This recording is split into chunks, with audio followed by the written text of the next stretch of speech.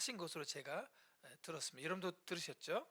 그분은 하나님이신데, 영광스러운 신이신데, 여기 보면 종의 형체, 그러니까 노예로 취급받을 수 있는 이런 인간의 몸으로 우리 가운데 오셨다, 우리 사람들 같이 되셨다, 이렇게 말하고 있습니다. 그래서 예수님이 이 땅에 오셨을 때, 아, 이분이 하나님의 아들이구나, 야, 이분이 하나님이구나, 못 알아봤어요.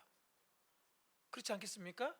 여러분, 예전에 우리 드라마 보면 임금님이 밤에 몰래 암행을 하시는 경우가 있어요. 그렇죠? 그럴 때 어떻게 암행합니까? 나팔을 불고 불을 치면서 나갑니까? 아니, 그렇지 않습니다. 그냥 수수하게 옷을 입고 갓을 쓰고 이제 그 최소한의 인원을 데리고 나갑니다. 그리고 국밥집도 들리고 또 서민들과 함께 얘기를 하죠. 임금인지 못 알아봐요. 그래서 요즘에 어떻습니까 살기가, 이렇게 물으면 아이고, 못된 왕 때문에 아주 살기 힘들다고 대놓고 욕을 합니다. 그렇죠? 왜 그러냐면 못 알아보니까. 네. 예수님이 이 땅에 오셨을 때 예수님도 못 알아봤어요, 하나님의 아들인 것을. 근데 지난주 말씀을 들어보니까 그분이 정말 하나님의 아들이심을 증명할 수 있는 여러 말씀들을 우리에게 나누셨습니다. 첫 번째, 그분의 탄생입니다. 탄생. 10월 25일 날이 무슨 날이죠? 크리스마스. 크리스마스가 무슨 날이에요? 쉬는 날인가요? 네, 예수님이 이 땅에 오신 것을 기념하는 날입니다. 아기 예수. 그때 이제 우리가 얘기를 들어보면 그 예수님은 처녀 마리아의 이 태를 빌어서 남자의 씨를 받지 않고 태어나셨다, 이렇게 말하고, 태어날 때도 굉장히 비상하죠. 뿐만 아니라 그분이 이 공생이라고 해서 공적인 삶을 살았을 때 3년 반 동안 엄청난 기적들을 많이 행하셨죠.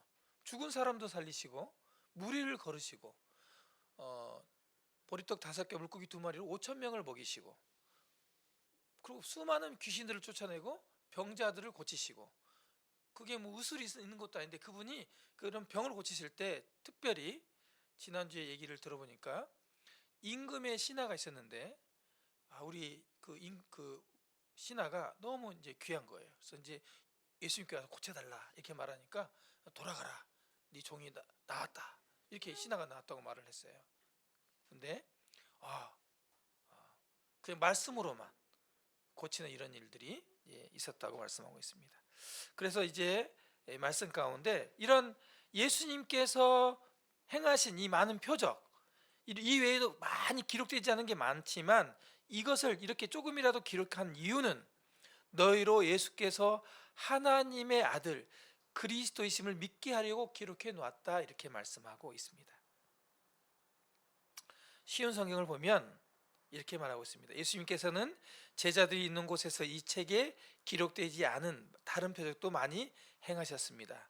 그런데 이 책에 있는 표적들을 기록한 것은 여러분으로 하여금, 여기 지금 말씀을 듣는 여러분으로 하여금 하나님의 아들 예수께서 하나님의 아들 그리스도이심을 믿게 하고 그분의 이름을 믿음으로써 생명을 얻게 하기 위해서 기록했다, 이렇게 말하고 있습니다. 지난주에 말씀을 듣고도 뭐 그랬나 보다, 정말 그분이 하나님 아들이구나, 놀랍다, 이렇게 안 믿어질 수 있습니다. 또 오늘 말씀을 통해서 계속해서 여러분의 믿음이 성장하고 또 믿어지는 그런 계기가 되기를 바랍니다. 오늘 말씀은 11번째로 이 예수님의 죽으심과 부활에 대해서 말씀을 드리겠습니다. 새 신년이 되면 새해 복 많이 받으세요, 이렇게 말하죠. 네, 그렇게 인사하셨죠? 좋은 일 있으십시오, 올해는 더 잘 될 거야, 뭐 이렇게 하고, 대박나, 뭐 이렇게 얘기합니다. 그런데 여러분 마음은 어떻습니까? 요즘에 대박 나지 않고 쪽박 날 것 같죠? 힘듭니다. 그리고 나이 1살 더 먹은 게 어떤 의미입니까? 저 같은 경우는 1살 더 늙어가는구나, 이런 생각이 듭니다. 그리고 살 날이 그리 많지 않구나, 1년 더 줄어들었구나, 이런 생각을 하게 돼요. 그런 마음을 가지신 분은 지혜로우신 분입니다. 왜냐하면 하나님께서 성경에 자기 인생의 연수를 계수하는 사람은 지혜로운 사람이다, 이렇게 말씀을 하고 있어요. 우리가 어디 나가서 여행을 하든지 뭘 할 때 내 손에 주머니에 미천이 얼마나 있는지 잘 계산해야 나중에 어려움을 안 당하잖아요. 그렇죠? 인생이 얼마 남았는지, 난 언제 돌아갈지 이 계산하는 건 매우 지혜로운 거다. 인생이란 뭘까요? 인생이란 사자성어로 생로병사라고 합니다. 생로병사. 생로병사가 뭡니까? 인생이 태어나고 늙고 병들고 죽는 것. 그렇죠? 모치님 그렇죠? 태어났을 때 얼마나 이뻤어요. 모치님도 예쁘셨어요. 저도 얼마나 예뻤던지 동네 어르신들이 저를 데리고 나가면 다 안아봤대요. 너무 이뻐서. 이것도 안 믿으시면 예수님 못 믿어요. 예? 여기 서 있는 저를 보고도 못 믿으면 여러분 예수님 못 믿습니다. 믿으셔야 돼요. 그렇게 이뻤대요. 그러면서 그렇게 저를 안아주시고 그랬었답니다. 근데요, 나이 들면요, 그 곱던 밭곡처럼 고왔던 여성분들, 사진 찍기 싫대요. 이제 쪼글쪼글해서 사진 찍기 싫대요. 눈썹을 아무리 그래도 폼이 안 나요. 그 인생입니다. 사람은 반드시 태어나면 늙고 병들고 죽는 것, 이걸 생각하지 잘 않아요. 그래서 살면서 내일 먹을 것, 돈, 이런 걸 생각하면서 죽을 걸 생각을 하지 않아요. 지혜롭지 않죠. 올 한 해 여러분 하나님의 복을 많이 받으시길 원하는데 그 중에 이 인생에 대해서 정말 깊이 인지하는 그런 복을 얻으시고 또 죽는 것뿐만 아니라 영생을 얻는 복을 얻게 되시기를 주님의 이름으로 바랍니다. 이 인생의 이 네 가지 큰 고통, 이 고통은 우리가 살아가는 모든 사람이라면 피할 수가 없습니다. 얼마 전에 장례식장 갔는데 지인의 그 아버님이 고관절이 부러지셔서 수술을 하셨어요. 근데 못 깨어나셨어요. 마취해서. 그래서 그대로 돌아가셨어요. 그러신 경우가 왕왕 있지요. 그 기력이 그 수면 마취제를 이겨내지 못하고 돌아가신 거예요. 그리고 이제 저희 이제 동창 친구 아버님이신데 이분이 요양원에 한 3개월 계시다 돌아가셨는데 뇌출혈이 오셔가지고 병원에 입원했다 혼수 상태로 계시다가 결국 요양병원에 계시다가 이제 돌아가셨어요. 부친의 장례식에 다 이렇게 다녀왔습니다. 우리가 돌아간다 이런 표현을 하고 또 좋은 데로 갔을 거라고 명복을 빈다 이렇게 하고 위로하면서 하는데 정말 사람이 죽으면 다 좋은 곳으로 갈까요? 그리고 아니면 뭐 죽음이 끝날까요? 제가 장례식장을 다니면서 이 성경을 모르고 하나님을 모르는 분들은 잘 몰라요. 어디로 가는지 몰라요. 좋은 곳으로 갔었을 거야 이렇게 위로합니다. 그 좋은 곳이 어디예요?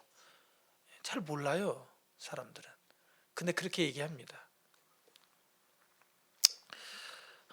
성경에서는 이 죽음에 대해서 명료하게 이렇게 말하고 있습니다.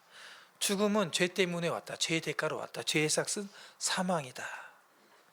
너희들은 하나님께 창조되었는데 죽음에는 육신은 땅에 묻히고 영혼은 하늘로 올라와. 그렇게 돼 있어. 그리고 이 한 번 죽는 것은 하나님께 정해서 이렇게 말하고 있습니다. 그리고 그 후에는 심판이 있다고 말씀하고 있습니다. 여러 번 들으셨죠? 분명한 것은 여러분도 이 말씀을 피할 수 없다고 하는 것입니다.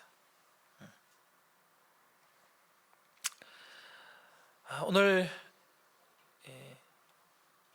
말씀의 주제가 예수님의 죽으심과 부활인데요. 그러면 이 예수님은 하나님의 아들, 하나님이신 예수님은 어떻게 죽었을까요? 우리 인생들처럼 똑같이 생로병사, 그러니까 살다가 수명을 다해서 죽으셨을까요? 예수님은 어떻게 죽었을까요? 하나님의 아들인데, 하나님이신데, 죄가 없으신데, 죄의 싹은 사망이라고 그러는데 죄가 없다면 사람이 죽을까요, 안 죽을까요? 논리적으로 죄 때문에 사람이 죽는데 근데 죄가 없어요. 그러면 사람이 죽어요, 안 죽어요? 안 죽죠. 논리적으로 말하면 그렇습니다. 근데 예수님이 죽으셨어요. 그 죽으심과 부활의 손을 좀 말씀을 드리고자 합니다. 이 화면에 보면 그림에 십자가가 있고 십자가에 세 명이 달려 있습니다. 그리고 가운데 보면 무슨 패가 하나 붙어 있죠. 유대인의 왕 나사렛 예수라고 붙여 있습니다. 이 죄목입니다. 죄목. 유대인의 왕이라고 했고 그렇기 때문에 죽인다 이런 얘기입니다. 그가 왕이다. 이 그리스도란 말이 왕이란 얘기입니다. 예수 그리스도. 그가 그리스도이시기 때문에 죽었습니다. 예수님은 우리처럼 늙어서 병들어서 사고로 돌아가신 게 아닙니다. 이분은 로마 군인들에 의해서 빌라도 총독의 사형 온도에 따라서 악독한 죄인과 함께 두 명의 죄인과 함께 십자가형을 받고 죽으셨습니다. 어떻게 죽었는지 좀 스토리를 좀 말씀을 드리고 말씀 나누겠습니다. 여기 이제 예수님이 심판을 받는 장면이고 하얀 옷을 입은 사람이 빌라도입니다. 역사에 기록되어 있는 사람이죠. 이분이 유대의 총독입니다. 이 사람이 예수님을 재판합니다. 유대인들에게 나는 이 예수에게서 죄를 찾을 수 없다. 죄가 없다. 근데 유대인들이 예수를 십자가에 못 박아라 하는 거예요. 왜? 그냥 못 박아라. 나 이 사람을 무죄한데 죽이면 이 핏값을 어떻게 하냐? 그 핏값을 우리와 우리 자손에게 돌리십시오. 그리고 죽이십시오. 이렇게 유대인들이 얘기합니다. 그리고 이 빌라도가 이 세숫대에다 물을 떠오게 해가지고 손을 씻습니다. 나는 이 사람 죽는 거에 의해서 무죄한 거야. 난 죄 없어. 너희들 때문이야. 그리고 손을 씻습니다. 이렇게 하고 예수님을 이제 십자가형에 넘겨줍니다. 예수님 죄가 없었어요. 죄가 없는데 죽이는 거예요. 최근에 죄 없는 사람이 34년 동안 감옥에 있다가 풀려나신 분이 있어요. 무죄로. 얼마나 억울합니까? 그렇죠? 엄청 억울하죠. 정말 제가 죄가 없는데 끌고 가가지고 감옥에 34년 동안 형을 살게 한다면 너무 억울할 것 같아요. 그렇지 않겠습니까? 그래서 배상해 내라고 막 하잖아요. 또 배상 국가가 하고. 예수님은 죄가 없으셨어요. 그 마음에 억울함이 있었을 겁니다. 근데 예수님이 변명하지 않아요. 다 거짓 증인들이 죄가 있다고 얘기하는데 예수님이 너 정말 그런 죄 지었어? 그러면 얘기를 할 거 아니에요. 얘기를 하지 않습니다. 그냥 그 죄를 시인하는 것처럼 묵인하는 것처럼 받아들여요. 마치 자기가 죄인이 되어서 죽어야 되는 것처럼 그냥 말을 하지 않아요. 그래서 예수님을 이 빌라도가 이제 사형을 시키는 집행하는 로마 군인들에게 넘겨줍니다. 넘겨주는데 이 로마 군인들이 어떻게 하는지 아십니까? 첫째, 예수님이 뺨을 때립니다. 여러분 혹시 뺨 맞아본 수 있으세요? 뺨. 저는 기억이 잘 없어요. 뺨 맞은 기억이. 근데 굉장히 모욕적이라고 합니다. 근데 예수님 뺨을 때릴 뿐만 아니라 입에다 얼굴에 춤을 뱉어요. 춤을 뱉으면서 네가 왕이라고? 그리고 머리에다가요. 그럼 왕관 하나 씌워주지. 이 가시로 엮은 면류관을 머리에 씌웁니다. 얼마나 아프겠어요. 머리에 피가 나고. 그리고요. 예수님의 겉옷을 벗기고 빨간 옷. 이 빨간 옷이 무엇이냐면 홍포라 그러는데 아주 고급진 옷이에요. 그 당시에. 이 홍포가 왕들만, 이게 귀족들만 입는 그런, 네가 왕이라면서 왕행사 한번 해봐. 그리고 그 홍포를 딱 입히고요. 어떻게 하냐면요, 엎드려 절을 합니다. 절을 받으시오. 낄낄거리면서 네가 왕이라면서 이렇게 조롱과 모욕을 합니다. 여기까지도 뭐 참을 수 있겠죠. 여러분 같으면 조롱하는 것. 근데 예수님을 끌고 가서 나무에 묶어놓고 채찍으로 때립니다. 온 몸을. 이 광경을 성경에서 어떻게 기록하고 있냐면 내 몸이 살점이 떼어졌는데 박고랑처럼 파였다 이렇게 표현하고 있습니다. 그 정도로 몸에 상처가 나셨어요. 뿐만 아니라 내 몸의 뼈를 셀 수가 있습니다. 할 정도로 온 몸이, 온 육체의 그 고통이 완전하게 이 채찍질을 통해서 전달됐어요. 죄가 없는데. 그리고 그뿐만이 아닙니다. 예수님 옷을 벗깁니다. 예수님 옷을 벗기는데 겉옷을 벗기고 속옷은 원피스인데 우리처럼 팬티 입지 않았습니다. 십자가에 달린 예수님의 상에 보면 팬티를 입고 있잖아요. 천만의 말씀이에요. 예수님은 홀라당 다 옷을 벗었어요. 옷을 싹 벗겼어요. 그리고 뭘 하냐면 예수님을 그 홀라당 벗겨놓은 그 십자가 밑에서 이 옷을 우리가 누가 갔나 제비 뽑아보자 낄낄거리면서 제비를 주사위를 던져서 제비를 뽑습니다. 누구 것이 될 것인지. 이것을 십자가에 매달아 놓고 그 행동을 합니다. 그리고 이렇게 십자가 위에 매답니다. 옷을 싹 벗겼어요. 여자들 아이들 다 보고 있습니다. 부끄러움과 수치를 다 당했어요. 그리고 양손에 큰 못을 박으시고 양발에 못을 박아서 십자가에 매달았습니다. 보통 건강한 성인은요 이렇게 매달아 며칠도 산대요. 이렇게. 예수님이 그렇게 튼튼한 분이 아니셨습니다. 그리고 얼마나 매를 많이 마셨든지 힘드셨어요. 이분이 몇 시간 동안 매달려 있었냐면 6시간 동안 매달려 있었어요. 오전 9시부터 오후 3시까지. 그리고 오후 3시에 죽으셨습니다. 근데 신기한 일이 일어났어요. 예수님이 죽으실 때 특별한 일이 생깁니다. 가장 빛이 밝은 정오 오후 12시부터 오후 3시까지 캄캄해져요. 성경에 기록되면 흑암이 가득 캄캄해져요. 그리고 마지막 예수님이 죽으실 때 한마디를 하고 죽으십니다. 여러분 사람들이 죽을 때 어떤 얘기를 합니까? 그래 뭐 여러 유언들을 하고 죽으시죠. 또 만나자 이렇게도 하고. 이분은 딱 한마디를 하고 돌아가십니다. 물론 이분이 죽기 전에 십자가상에서 하신 말씀이 여러 말씀이 있어요. 심지어 어떤 말씀하냐면 자기를 조롱하고 자기를 네가 십자가에서 내려오면 우리가 하나님의 아들인 걸 믿겠다. 내려와봐라. 그런 능력도 없으면서 이렇게 조롱한 사람들을 향해서 자기의 속옷을 제베붙는 사람들을 향해서 뭐라고 말씀하시냐면 하나님 저들이 하는 것이 저들이 뭘 하는지 알지 못합니다. 저들을 용서해 주십시오. 알지 못하고 하는 일이니 용서해 주십시오. 이렇게 얘기합니다. 그럴 수 없죠. 억울하게 죄 없는 나를 죽이는데 어떻게 그래 저를 용서해달라고 얘기할 수 있어요. 예수님의 죽으심은 굉장히 비밀스럽고 이해되지 않은 죽음이십니다. 어떻게 그렇게 죽을 수 있을까? 그리고 마지막에 한마디 큰 소리를 외치고 죽으십니다. 다 이루었다. 다 갚았다. 이런 말을 합니다. 우리 성경에는 다 이루었다. 내가 해야 될 모든 일을 다 했다. 이렇게 말하고 있고 성경 원어 헬라어에는 모든 값을 다 지불했다. 다 갚았다. 이런 얘기예요. 이분이 무슨 빚을 졌길래 빚을 갚았다고 했을까? 이런 정말 비밀스러운 말씀을 하시고 죽으셨습니다. 죽고 난 뒤에 또 이분은 범상치 않게 장례가 치러집니다. 이분이 죽었을 때가 금요일입니다. 유대인들은 토요일 날을 안식일이라 그래서 굉장히 거룩하게 지켰어요. 그래서 예수님을 빨리 시체를 씌워달라. 이 거룩한 날이 훼손된다. 그래가지고 예수님을 이제 무덤에 묻습니다. 예수님은 무덤이 없으셨어요. 본인의 소유 무덤이. 그래서 의로운 사람 아리마다 요셉이라고 하는 사람의 그 사람 가족묘에 이렇게 무덤을 장사했습니다. 유대인들의 무덤은요 우리나라처럼 이렇게 땅을 파가지고 땅에 묻고 이게 봉분을 이렇게 하지 않습니다.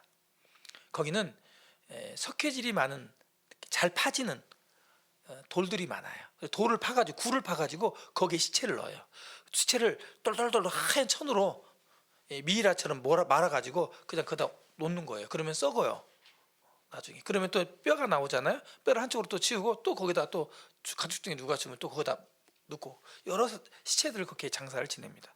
근데 여기 보세요. 그림 보면 누군 같아요? 누구? 이 로마 군인들입니다. 로마 군인들이 이 무덤을 지키고 있습니다. 왜 지키는지 아십니까? 예수님을 안 믿는데 예수님 말을 혹시 믿는 사람들이 있었어요. 예수님을 미워하고 예수님 십자가에 못 박으라고 한 사람들 중에 예수가 살아있을 때 이런 말을 했다는 거예요. 나는 죽은 지 3일 만에 다시 살아날 것이다. 내가 부활할 것이다. 이런 얘기를 공공연하게 제자들에게도 그러고 얘기를 하신 거예요. 예수님이 죽고 나니까 이걸 사람들이 기억한 거예요. 예수님이 살아난다고? 그러면 혹시 제자들이 예수님이 시체를 도둑질하고 살아났다고 유언비어를 퍼뜨릴 수 있어요. 그러니까 지켜야 돼. 그래가지고 로마 고인들이 지킵니다. 네, 첫째 날 아무 일이 없었어요. 둘째 날 아무 일이 없었어요.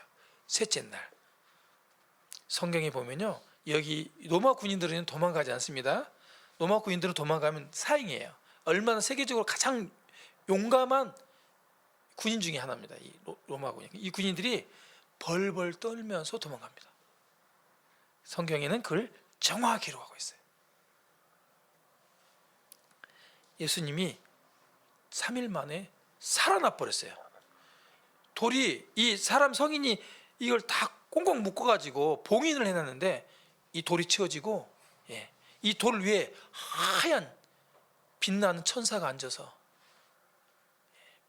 이 로마군 앞에 나타나니까 다 무서워 도망갔어요. 이게 성경에 기록되어 있습니다. 그리고 예수님이 부활하셨어요. 이게 예수님의 죽으심과 부활의 사건의 스토리입니다. 재밌게 들으셨어요? 근데 여러분 믿어지십니까? 재밌는 이야기이긴 한데 믿어지시냐고요? 여러분과 같이 안 믿어진 사람이 성경에 있었습니다. 예수님이 부활하셨다는 걸 보고 부활하신 예수님 만나고 우리 예수님 부활하셨다 얘기하니까, 아이고 내가 눈으로 보고 말이야, 내가 만져보고 말이야 해야지 내가 믿지, 못 믿는다. 그 사람이 있었어요. 그 사람 이름이 도마입니다. 도마. 맞게 똑똑똑똑 하는 도마, 그런 말고 도마라고 하는 사람이었어요. 근데 이 사람이 예수님의 부활을 안 믿었어요. 예수님이 부활을 안 믿으면 이런 사람은 어떻게 해야 돼요? 어떻게 하면 믿을 것 같아요? 보여주면 믿어요. 보여주면. 여러분 예수님이 안 믿으시죠? 예수님이 부활한 예수님이 여기 딱 나타나가지고 잠깐 나와봐, 여기 있다 예수님, 여기 나 예수님이다, 만져봐, 손에 이렇게 하면 믿을까 안 믿을까요? 믿죠. 보여주면. 그 예수님이 그걸 선택하셨어요. 부활하신 예수님이 이 땅에 계셨는데 그동안 500명이 넘는 사람들에게 보이셨어요. 나타나서. 이 도마에게도 나타났습니다. 어느 날 도마가 있을 때 예수님이 문을 다 잠그고 있었는데 쑥 들어오신 거예요. 문도 안 열고 들어오신 거예요. 도대체 예수님 몸은 어떤 몸이냐? 이 부활의 몸은 우리가 생각하는 인간의 몸이 아니에요. 예수님은 부활하시고 죽은 게 아니에요. 어떤 사람이 이거 죽었다가 살아났다고 한 사람 나 들어봤어. 그 사람은요 죽었어요. 예수님은 안 죽었습니다. 부활하시고 지금도 살아계세요. 그 몸을 가지고. 그리고 이 도마에게 얘기합니다. 너의 손가락을 이 창자국에 넣어보고 네 손가락을 내 손에 발에 못자국에 넣어봐라. 만져봐라. 이때 이 도마가 예수님을 믿습니다. 주는 그리스도 하나님, 살아계신 하나님의 아들입니다. 정말 예수님이 부활하셨군요. 이걸 믿었어요. 그때 예수님이 이런 말씀하세요. 도마 너는 본고로 믿느냐? 보지 않고 믿는 자는 더 복되다. 이렇게 말씀하십니다. 여러분이 예수님의 부활을 직접 손으로 만지고 눈으로 보지 않더라도 믿을 수 있어요. 그리고 그런 분들은 복되다고 말씀하고 있습니다. 자, 그렇다면 왜 예수님이, 죄도 없는 예수님을 십자가에 죽게 하셨을까요? 죽으셨을까요? 고린도후서 5장 21절 말씀을 읽어보겠습니다. 하나님이 죄를 알지도 못하신 이를 우리를 대신하여 죄로 삼으신 것은 우리로 하여금 그 안에서 하나님의 의가 되게 하려 하십니다. 죄를 지은 것은 고사하고 예수님은 죄를 알지도 못한다 이렇게 말하고 있어요. 죄가 뭐야?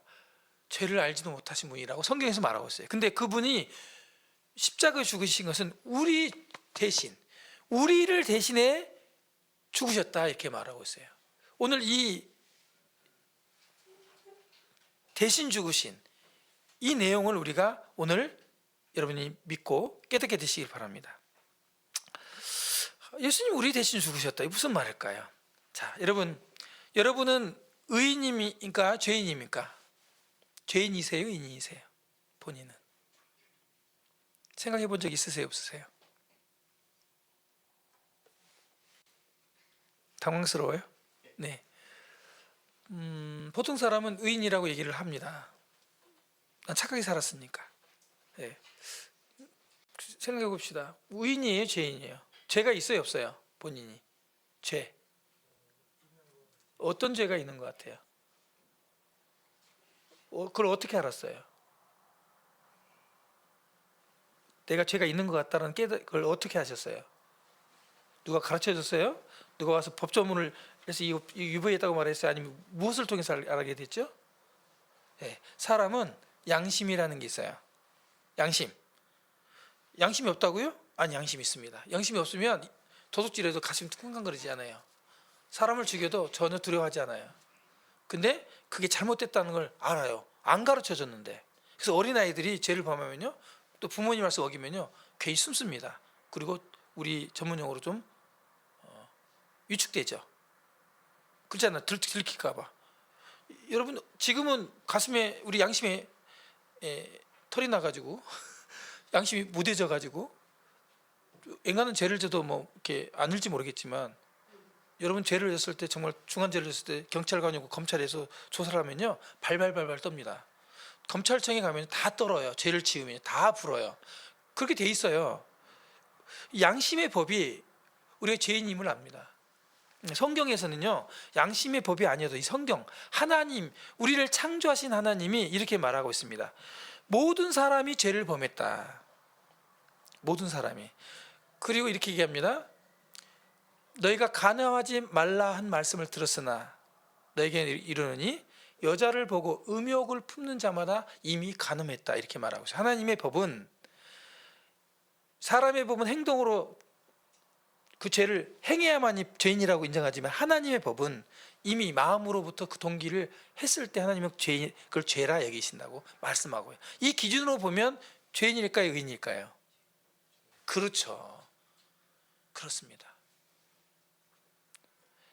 이게 우리가 기독교인 성경에서 말하는 죄예요.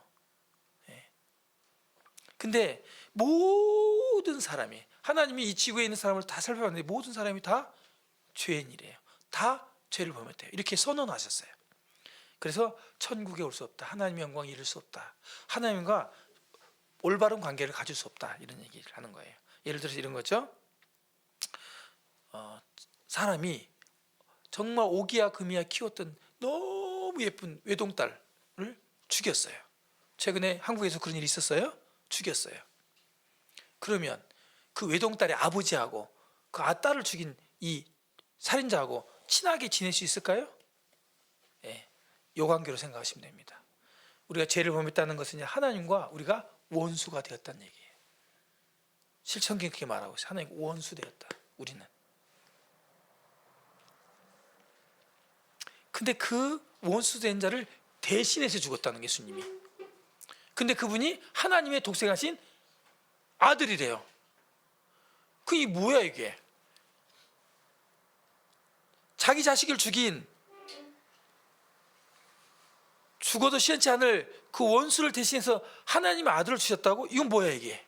그래서 기독교를 하나님의 사랑의 종교다라고 말하는 거예요. 하나님의 사랑. 원수 되었던 우리를까지 사랑하신 하나님의 사랑. 우리 로마서 1장 26절로 32절에 보면요, 죄의 종류가 쭉 나옵니다. 우리 행동의 죄의 종류가 거기 보면은 막 다 낱낱이 기록되어 있어요.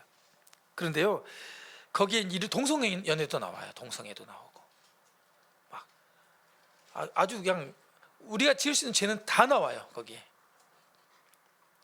근데 이 같은 죄를 나열하고 이렇게 말씀하고 있습니다. 로마서 1장 32절에 그들이 이 같은 일을 행하는 자는 사형에 해당한다고 하나님의 정하심을 알고도, 양심적으로 알아요. 벌 받는다. 너는 하늘이 두렵지 않냐? 이런 천벌을 받을 놈아, 이렇게 얘기하잖아요. 죄를 범하면. 그렇잖아요. 알아요. 하늘이 있다는 걸 알아요. 심판한다는 걸 알아요. 근데 부인하는 거예요. 그리고 하나님이 정하심을 알고도 하나님의 말씀을 우습게 여기는 거예요. 그리고는 자기들만 범하는 게 아니라 그런 일을 범한 사람들을 아이고 잘한다, 같이 하자, 이런 세상이 되었다고 하는 것입니다. 오늘날 얼마나 많은 범죄가, 말도 안 되는 상식도 통하지 않는 일들이 일어나고 있습니까? 이것은 죄인된 우리 인간이 하나님 말씀대로 정말 죄인이라는 것을 드러내는 것입니다. 여러분은 이 로마서 1장 말씀을 읽어보세요. 26절부터. 그리고 여러분이 그 중에 하나라도 해당된다면 여러분은 죄인입니다. 그리고 그 죄인은 사형에 해당되는 죄인이다. 이 사형이 어떤 사형이냐? 교수형일까요? 십자가에 못 박혀 죽는 것일까요? 아니요. 성경이 이렇게 말하고 있습니다. 계시록 20장 14절부터 15절에 보면 사망과 음부도 불못에 던지니 이것은 둘째 사망 곧 불못이라. 누구든지 생명책에 기록되지 못한 자는 불못에 던지더라. 이 사망은요, 두 번째 사망인데 지옥 가는 거예요. 그 지옥이 어디냐? 불못이래요. 그냥 지옥 하면 뭐 괴물이 있고 아예 그런 거 없어요. 그냥 불못이에요. 이게 용광로라고 보시면 돼요. 우리 화산 폭발할 때 그 부글부글 끄는, 그렇게 보시면 돼요. 근데 그 지옥을 표현하는 내용 중에 굉장히 독특한 내용이 있습니다. 지옥은요, 어둡대요. 여러분, 불이 활발 타면 불빛 때문에 좀 혼해야지 어둡겠습니까? 그렇죠? 왜 어두운지 아십니까? 뜨거운 온도가 너무 높으면요, 빛을 삼켜버린대요. 빛까지도. 그래서 이 지옥이 얼마나 뜨거운 곳인지를 성경에서는 그렇게 묘사하고 있어요. 어둡다. 이곳에 가는 것이 하나님이 말한 사형이라는 것입니다. 여러분의 죄가 있으시면 여러분 죄를 회개하셔야 돼요. 그러니까 내일 또 죄를 지은지언정 내가 죄인이구나, 내가 두려워해야 돼요. 내가 지금은 이렇게 살아도 언제 죽을지 모르지만 죽으면 지옥으로 직행하겠구나, 지옥불에 던져지겠구나, 이거 어떻게 하지? 이 죄 문제를 어떻게 하지? 이런 두려움을 여러분이 가지셔야 돼요. 예수님이 처음으로 이 땅에 오셔서 처음으로 공생에, 처음으로 공적인 사역을 시작하면서 할 때 첫 번째 하신 얘기가 있었어요. 첫 번째 외친 소리가 있었는데 그 말씀이 뭐였냐면 회개하라, 회개하라, 이런 말씀하셨어요. 회개가 뭡니까? 돌이켜라. 네가 죄인인 것을 인정하고 돌이켜라, 이런 얘기입니다. 여러분 마음에 제발 이렇게 말씀드리면 너는 죄 없냐 이렇게 반문하지 마시고, 강사님 당신은 죄 없습니까 이렇게 반문하지 마시고, 성경이 말한 이 말씀을 내 양심적으로 두려워하고 정말 내가 죄가 있는가, 난 죄인인가, 지금 내가 하나님을 잘 안 모르고 성경을 모르지만 이 성경을 기준으로 말한다면 나는 어떤 사람인가를 생각하시라는 거예요. 이런 얘기 길거리에서 안 듣습니다. 학교 다닐 때 안 가르쳐줘요. 오늘 듣고 내일 죽으시면 처음이자 마지막 얘기입니다. 자꾸만 죽음 얘기하냐 기분 나쁘실지 모르겠는데 저는 시한부 인생입니다. 15년 남았습니다. 단정 지을 수는 없는데 그렇게 예상하고 있습니다. 왜냐하면 성경에 인생의 연수가 70이요 강간하면 80이라 그래서 저는 저보다 먼저 죽은 친구들이 있기 때문에 기준을 70으로 잡고 있어요. 그러니까 15년 남았으니까 잘하세요 저한테. 여러분 1년도 안 남으신 분도 몰라요. 여기 젊다고 안 죽습니까? 영원히 살 것처럼 생각하니까 하나님을 두려워하지 않아요. 죽음에 생각하지 않아요. 지혜롭지 않게 살아요. 청년이니까 결혼도 예상해야 되고 취직도 예상해야 되고 앞으로 라이프 스타일을, 미래를 생각하죠. 저도 그랬어요. 청년 때. 제가 올해 50 중반입니다. 근데 인생 쓸 거 없어요. 눈 깜짝하면 50대 됩니다. 금방 갈 겁니다. 제가 분명히 얘기하는데 인생 쓸 거 없어요. 그리고 뭐만 남은지 아십니까? 죽을 날만 남습니다. 하나님은 죄인은 반드시 지옥에 간다고, 사형에 해당된다고 말씀하고 있습니다. 자, 다시 돌아가겠습니다. 근데 예수님이 왜 죽으셨을까?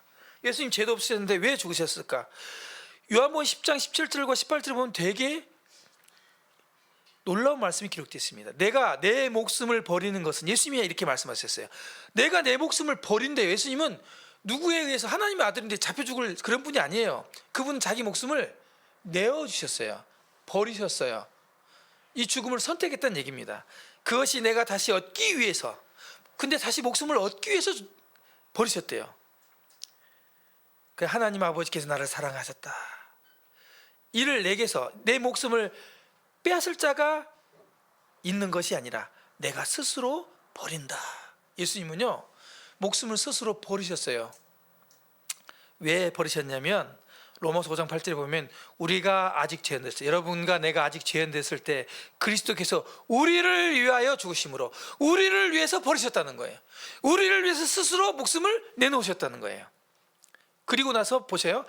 이 우리를 위해 죽으신 것이 하나님께서 여러분과 우리에게 대한 하나님의 사랑을 확증하는 거래요. 예수님이 죄인 된 우리를 위해서 죽으신 게 하나님의 사랑을 실증하는 거래요. 확증이 뭡니까? 확실히 증명하는 것을 확증하다는 말을 하는 것입니다. 실증이 뭡니까? 실제로 증명해내는 것을 실증이라고 합니다. 시온 성경에 이렇게 나와 있습니다. 그러나 우리가 아직 죄인 됐을 때 그리스도께서 우리를 위해 죽으셨습니다. 이리하여, 그래서 하나님께서는 우리들에 대한 자기 사랑을 실증하셨습니다. 증명했다는 거예요. 하나님이 사랑이라며요. 하나님이 사랑이시라면서요. 근데 그 사랑이 어디 있어요? 예수님이 하나님의 아들인데 죄인 된 여러분을 대신해 죽으신 걸로 증명하셨다고 하는 것입니다. 요한복음 3장 16절을 보십시오. 하나님이 세상을 이처럼 사랑하사, 하나님이 사랑했대요. 어떻게 사랑하셨냐? 독생자를 주시기까지, 십자가에 내어주시기까지, 여러분을 대신해 죽게 하시기까지 여러분을 사랑하셨다고 말하고 있습니다. 이유는 그 예수님을 믿는 자마다 지옥 가지 않고 멸망하지 않고 영생, 새 생명을 얻게 하려 하십니다, 이 말입니다. 그래서 하나님이 그 아들을 이 땅에 인간의 모양으로 보내신 것은 세상을 심판하려고 한 게 아니고 사실은 구원하시기 위해서, 구원자, 그리고 구주라고 하는 거예요. 구원자, 여러분을 구원하시기 위해서. 어디서요? 죄 가운데서 구원해야 되거든요. 여러분 스스로 못 나와요. 여러분 죄 가운데서 못 나옵니다. 여러분 작심삼일 아무리 각오를 해보시죠. 죄 안 짓는지, 죄를 안 지려고 이를 갈아보세요. 죄 안 짓는지. 천만의 말씀이에요. 사는 게 죄입니다. 다 죄예요. 저는요 마찬가지예요. 우리 인간은 그래요. 죄인이니까요. 죄인으로 태어났기 때문에 누가 가르쳐주지 않고 장려하지도 않는데 죄를 범합니다. 고장난 시계처럼 우리는 계속 죄를 범하죠. 로마서 4장 25절에서 분명히 얘기합니다. 예수는 우리의 범죄한 것 때문에 내어줌이 되고 우리를 의롭다 하시기 위해서 살아났다. 예수님의 부활은 우리를 의롭다 하시기 위해서 살아났다는 거예요. 예수님이 죽고 부활하지 않았다면 어떤 이렇게 생긴 거예요. 이런 겁니다. 예수님이 죽고 부활하지 않았다면 그냥 예수님이 죽은 거예요. 희생한 거예요. 예수님이 살아났다는 것은 죄가 없다, 그 죄값을 다 치르고 그 구속을 완벽하게 그 사역을 이뤘다고 하는 하나님이 인정하신 거예요. 이런 거죠. 죄값으로 교도소에 들어가 있는 사람, 계속 교도소에 있는 사람 뭐 하고 있는 거죠? 죄값 치르고 있는 거죠. 그렇죠? 나왔어요. 출소. 그 못해요. 죄가 없는 거예요. 쉽게 얘기하는 겁니다. 쉽게 그냥.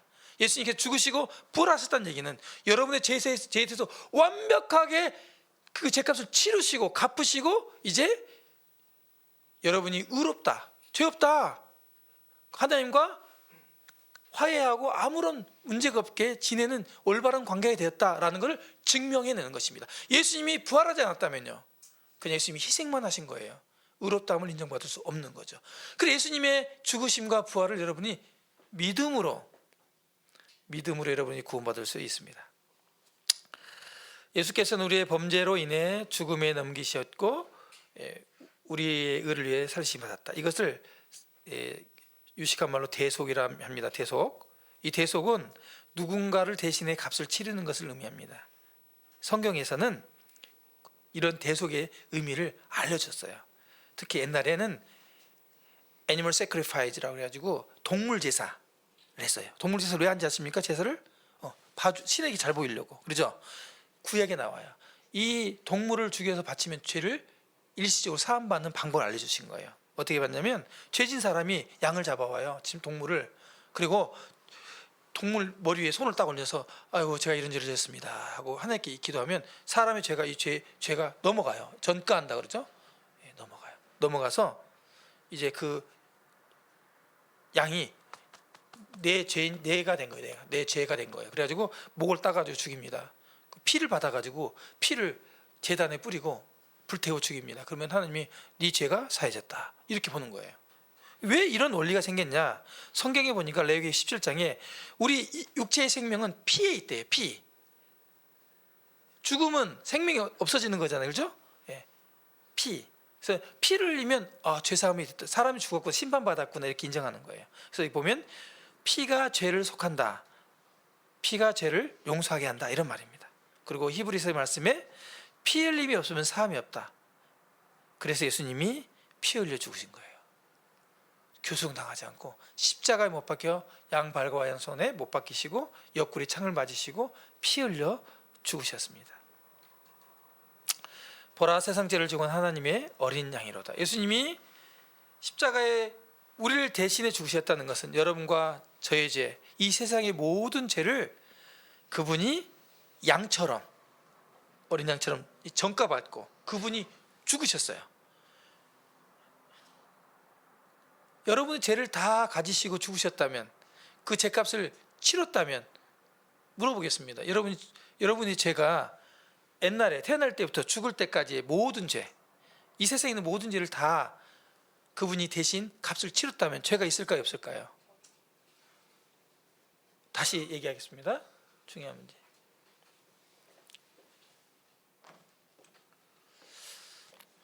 이게 죄라고 봅시다. 죄입니다. 평생 제가 살아간 죄. 이 죄를 하나님이 예수님이 가져가 버렸어요. 그 십자가에 죽으셨어요. 저에게 죄가 있습니까 없습니까? 이걸 대속이라고 그래요. 내가 죄를 범했는데 너 의로운 사람이 너 대신 내가 깜방 감아. 감옥에 갔어요. 그럼 나는 어떤 사람이 돼요? 자유인이 되죠. 그렇죠? 그 사람이 그 죄를 다 치르고 나오면요, 일사부재의 원칙으로 다시 죄를 묻지 않아요. 예수님의 대신 죽으심은 이런 거예요. 예수님은 그냥 병들어 죽은 게 아니에요. 여러분을 대신해서 죽으신 거예요. 그리고 여러분을 의롭다 하시기 위해서 살아나셨다고 하는 것입니다. 여러분의 예수님의 죽으심과 나와 여러분과의 어떤 관계가 있는지 좀 더 살펴보겠습니다. 이사야서 53장에 보면 이런 말씀이 있습니다. 그가 찔림은 우리의 허물 때문이요 그가 상함은 우리의 죄악 때문이라. 아까 예수님이 얼마나 매를 맞으시고 얼마나 치욕과 그 다음에 조롱을 받으셨는지, 얼마나 큰 고통 가운데 죽으셨는지 말씀해 드렸죠. 그것이 여러분의 허물과 죄악 때문이었다는 거예요. 예수님의 죽으심이 나와 아무 상관이 없는 게 아니에요. 그렇게 알고 있어요, 사람들이. 예수님 안 믿어요. 하나님도 안 믿어요. 그 사실을 모르니까. 그 사실을 여러분께 알려드리는 거예요. 믿든지 안 믿든지 상관없어요. 믿으면 좋겠지만 저는 전하는 거예요. 근데 믿으면요, 여러분 죄 용서함을 받아요. 그리고 하나님의 자녀가 돼요. 그리고 천국을 가요. 심판에 이르지 않고 지옥 가지 않아요. 이게 성경에서 말하는 거예요. 아니 그렇게 쉽다고요? 그렇습니다. 이것을 성경에서 은혜라고 합니다. 천국은 공짜다.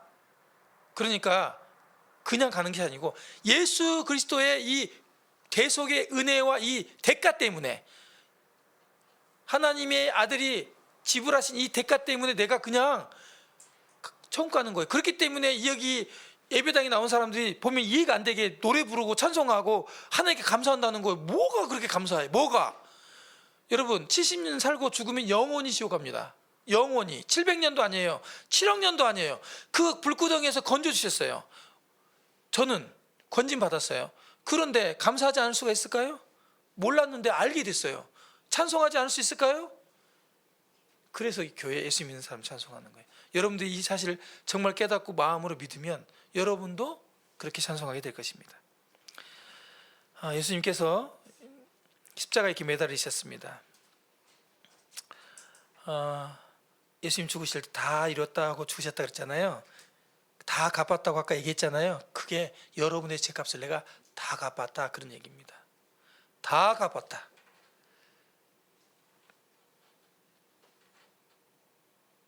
죄 문제에 붙들려서 그새 얼마나 고민하고 살았는지 모르지만 그렇게 살지 마시고 여러분 죄값을 다 갚으신 예수님을 믿으세요. 잘 모르겠는데요, 계속 들으러 나오세요. 우리 에베소서 1장 7절에 보면 우리는 그리스도 예수 안에서 그 은혜의 풍성함을 따라, 그 은혜가 얼마나 풍성한지 그의 피로 말미암아 속량, 곧 죄 사함을 받았다. 속량이 뭐냐? 죄 사함이에요. 값을 지불하고 샀다, 이런 얘기입니다. 누가요? 예수님이 자기 목숨과 맞바꾼 거예요. 그리고 우리가 어떻게 그러면 천국 가고 어떻게 하면 구원 받느냐? 이어서 에베소 2장 8절에 너희가 그 은혜를 믿음으로 말미암아 구원 받는다는 거예요. 예수 믿으세요, 믿으세요. 도대체 믿으란 말이 뭐냐? 여러분을 위해서 죽으신 이 예수님을 생각해 보세요. 여러분 하나님에 대해서 뭐 알기나 합니까? 뭐 하나님께 뭘 드렸습니까? 그냥 하나님이 없는 것처럼 바람처럼 여기면서 온갖 짓들을 다 했잖아. 은밀한 곳에서 다. 그분 다 보고 계시고 다 알고 계시는데 심지어는 하나님의 이름을 조롱하죠. 욕을 합니다. 지저스라는 말을 쓰면서, 예수가 지저스인데 제기를 이렇게 욕을 하고 오 마이 갓 하면서 욕을 온갖 수식어로 이렇게 쓰죠. 하나님에 대해서. 그분을 두려워하지 않아요. 하나님은 보이지 않으니까 두려워하지 않아요. 아침에 해가 뜨는 것 자연현상인 줄 아세요? 여러분 조금만 별을 관측하고 천문학을 공부해 보세요. 신이 없다는 사람은 바보예요. 어리석은 자는 그 마음에 이르기를 하나님이 없다 하도다. 바보예요. 신이 없다고 하는 사람은 정말 지성인이 아니에요. 그럴 수 없어요. 이 세상에 보십시오. 지금 다 죽은 것 같은 나무가 봄에 올라오는 싹을 보십시오. 눈을 좀 돋보기를 갖다 대고 보세요. 얼마나 신비로운 일인지 우리 다 알 수 있어요. 근데 이 구원이 여러분의 행위, 착한 행실에 난 것이 아니고 하나님의 선물이래요. 여러분 믿음도 하나님의 선물이에요. 여러분 믿으려고 노력해 보세요. 믿어지나? 안 믿어지니까 교회 가면 믿습니다. 나무 의자 흔들면 믿습니다. 안 믿어져요. 내 노력이요, 내 각오로 믿어진다고 천만의 말씀이에요. 여러분의 죄를 회개하시기 바랍니다. 하나님, 제가 들었습니다. 제가 죄인인 걸 들었습니다. 죄송합니다. 제가 죄인입니다. 하나님, 제가 이걸 인정합니다. 이렇게부터 나아가세요. 그러면 하나님이 여러분이 믿음을 주실 겁니다. 소경이 눈이 확 열리고 귀머거리가 귀가 뚫리는 것처럼 깨달아져요. 이렇게 하나님이 믿음을 선물로 준다고 말씀하고 있습니다. 이 선물을 저는 받았어요. 여러분보다 잘나서가 아닙니다. 은혜를 입었어요. 여러분도 그 은혜를 입기를 되시기를 바랍니다. 내가 받은 것을 먼저 여러분에게 전하느니 이는 성경대로 예수 그리스도께서 우리의 죄를 위해서 죽으시고 장사 지낸 바 됐다. 성경대로 사흘 만에 살아나셨다. 예수님은요 그냥 죽고 그냥 산 것이 아니에요. 성경에 예수님의 죽으심과 부활하심이 다 예언되어 있습니다. 그리고 예언된 대로 됐어요. 거짓말이죠. 거짓말이죠. 여러분 성경 공부하세요. 사실 역사적으로 다 증거가 있습니다. 예수님은 성경대로 예언된 대로, 그래야 하나님이죠. 하나님은 미래의 것을 예언해야 하잖아요. 그렇죠? 성경에 얼마나 많은 예언이 있는지 몰라요. 근데 그 예언이 성취됐다는 거예요. 2000년 동안 나라를 잃고 흩어졌던 이스라엘, 그 나라가 다시 독립할 것도 성경에 예언되어 있었다는 것입니다. 2000년 동안 나라를 잃었던 그 나라가 회복될 거라고 어느 누구도 믿지 않았어요. 상징이다, 거짓말이다, 성경은 거짓말이 써졌다 그랬어요. 근데 그들이 1945년에 독립하면서 성경이 사실임을 증명하고 있어요. 이런 수많은 역사적인 사실이 성경에 기록되어 있어요. 과학적인 사실이요? 과학은 성경을 증명할 수 없습니다만은 과학적인 사실들이 많이 있습니다. 여러분, 예수님의 부활이 우리가 어떤 은혜를 줍니까? 네, 우리가 의롭게 됩니다. 그분이 부활하심으로. 그리고 영생의 소망을 따라 상속자가 돼요. 그러니까 예수님의 부활을 통해서 우리는 죄인이 의인이 된 것뿐만 아니라 하나님의 자녀가 되는 권리를 얻게 된 겁니다. 양자가 돼요. 이것도 놀라운 비밀이에요. 그래서 예수님의 죽으심과 부활은 이런 겁니다. 내가 그리스도와 함께 십자가에 못 박혀 했느니 그런즉 이제 내가 사는 것이 아니 오직 내 안에 그리스도께서 사신 것이. 이 말이 뭐냐면 십자가에 못 박혀 죽으실 때 나도 같이 죽었다 이 말입니다. 내가 죽었다면요, 내 죄인데 내가 죽었다면요, 죄값이 치러진 거예요. 나는 형벌 받지 않는 것입니다. 그분이 십자가에 못 박혀 죽을 때, 죄값을 치를 때 나도 같이 죽었대. 옛날 죄인인 나도 거기서 죄값을 치렀대. 이렇게 인정하는 거예요. 성경에서는. 믿으면 얼마나 은혜로워요. 착한 일 노력해서 죄를 용서받을 겁니까? 못해요. 그리고요, 예수님의 부활은 또 어떤 뭐냐면요, 놀라운 일인데, 예수님이 무덤에서 부활하셔서 시공을 초월한 몸을 입으신 것처럼 우리도 부활에 참여합니다. 우리도 부활합니다. 우리 부활 소망이 있어요. 저는요, 죽어도 살겠고, 나는 부활이요 생명이니 나를 믿는 자는 죽어도 살겠고 무릇 살아서 나를 믿는 자는 영원히 죽지 아니하리니 이것을 내가 믿느냐? 요한복음 13장 34절에 말씀하고 있어요. 요한복음 11장 25절 26절입니다. 이 부활에 우리가 참여하고, 아까 둘째 사망이 뭐라고 했죠? 불못 곧 지옥이라고 했죠. 여기 보면 뭐라고 했어요? 둘째 사망이 그들을 다스릴 권세가 없다는 거예요. 예수님의 부활로 우리는, 예수님이 믿는 우리는요, 지옥 가지 않는다. 그리고 그 지옥의 죄의 권세가 우리를 다스릴 수 없다. 심판 자리에 가지 않는다는 것입니다. 오늘 예수님의 죽으심과 부활을 증거하면서 이것이 우리와 어떤 관계가 있는지 이렇게 설명해 드렸어요. 최선을 다해서 저의 이론이 아니라 성경의 말씀을 조목조목 여러분께 소개하면서 말씀을 드렸습니다. 이제 여러분의 차례입니다. 지난주에 이 땅에 오신 하나님, 그분이 예수님이라고 믿으신다고 하셨죠? 오늘 그 예수님이 여러분을 죄를 대신해서 죽으신 대속자로 믿으십니까? 믿으시길 바랍니다. 또 믿기를 원하시길 바랍니다. 그리고 성경에서 모든 사람이 죄를 범했다고 하는데 정말 여러분 죄인인 걸 시인하십니까? 여러분 장례식장 가보세요. 사람이 왜 죽는지 몰라요. 병들어 죽었다고요? 왜 사람이 병이 들어요? 왜요? 죄 때문이라고 성경이 말하고 있어요. 원인이 아담과 하와가 처음 하나님이 하지 말란 금단의 열매를 먹고 죄가 세상에 들어와서 사망이 이 세상에 온 거예요.